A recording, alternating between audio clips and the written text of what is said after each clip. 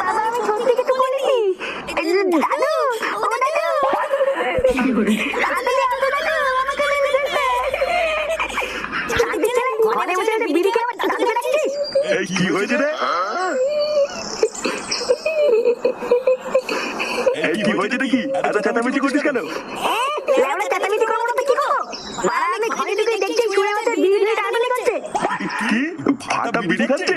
হ্যাঁ, আজকে চুদির ভাইকে হাতে হাতে ধরেছি, আজকেও সাথে আমি ভাঙবই।